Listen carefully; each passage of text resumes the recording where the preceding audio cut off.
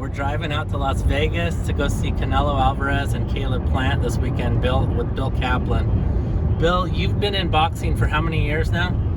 Well, 1962 is when I started to get paid, but as a kid, as a teenager and a child, I was going to the fights with my brother-in-law Larry Rummins, who was in the business. And you're how old now? 86. Wow. Have you even counted how many championship fights you've seen in your lifetime? No. Would you estimate it's got to be in the hundreds? Well, I'm sure it's in the hundreds, so if I estimated 500, there would be a few of my friends that would say, oh, you haven't seen 500 championship fights. And if I said 200, they would say, oh, you haven't seen 200 championship fights. So I don't know, Lance. I just don't know. Let's go. Let me just start kind of from the beginning. I know you have had an incredible story to tell about the first time you met the great Muhammad Ali. Basically almost 60 years ago, right? It was in 1962, yes. What happened? Ali signed a fight. Well, he won the gold medal in Rome in 1960, the light heavyweight gold medal.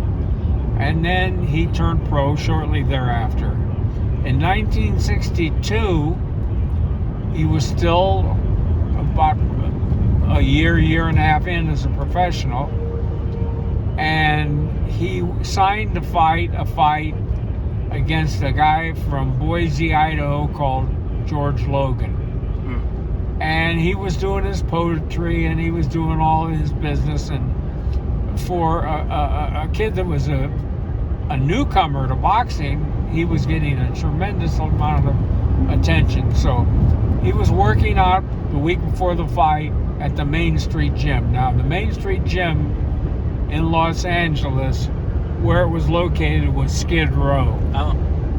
But it was a walk up to the second story gymnasium, and all the big important fighters used to train at the Main Street Gym. You got to realize that in those days there were two arenas that had weekly shows: the Olympic Auditorium on Thursday night and the Hollywood Legion Stadium on Saturday night. Plus you had arenas sprinkled around Southern California that had occasional shows. So it was a very busy boxing time. I heard that this Ali was trained at the Main Street Gym, and I wanted to see him. And so I went down to the gym, and here's this pretty, self-proclaimed pretty heavyweight working out. And he's moving around this little 16-foot ring, which is a small ring. There were two side by side. He's moving around there so fast, going backwards faster than most humans can run forward. Oh my gosh. I mean, I never saw a heavyweight with legs like that and that kind of movement. I mean, it was impressive to say the least. I was carrying this little red Zenith transistor radio that went everywhere I went, because I'm a huge Dodger fan and I would never miss a Dodger game. Vin Scully would be in my ear if my wife and I, Sandy, went out to dinner, to a movie, to whatever. I wouldn't miss an inning of a Dodger game. Oh my God. So anyway, I bet she liked that. Oh yeah. She tolerated it. You give her credit. So anyway, in those days, Dodger games only lasted 2 hours, not like today, 4 hours. They keep saying they're going to speed up the game. Games used to be 2 hours. Anyway, that's another story. So I'm listening to the great Vin Scully, and I'm watching Muhammad Ali. Oh my gosh. So the training bell rings. He comes over to the ropes and he looks down at me. He says, "What you got in your ear, man?" I said, "That's a transistor radio." Well, they were obviously new at the time. And he says, "Transistor radio? What do you mean?" I said, "Well, I listen to the Dodger game right now." They have a day game, but you can listen to any radio station. He says, you mean that'll get all the stations like my big thing that I carry on my shoulder and listen to? I said, yeah. He came down out of the ring, wiped himself off with his towel. He says, can I see that? I said, sure. He sees it, and he's turning the dial, and he's getting music, and he's getting news, and I don't know what Duke Snyder is doing. He left the ball game. And Gil Hodges and all those great Dodgers. So, but it's all right because the great, even then, as a kid, the great Muhammad Ali is paying attention to me. So I was flattered. So he says, I got this new thing called a wire recorder. Now, not a tape recorder, a wire recorder. Okay. He says, I can record my speeches, I practice my speeches and my poetry, but I can also record music or whatever. He says, you think this would work? This little radio you have, music, and it would work on my wire recorder? I said, I don't see why not. He said, you got time to come to my hotel room when I get dressed? I said, sure.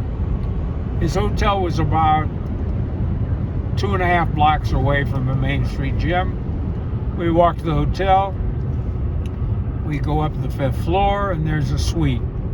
It's a 1-bedroom and a large parlor. Okay. And he says, sit down here, points to the couch, and he goes into his bedroom, and he brings out this wire recorder.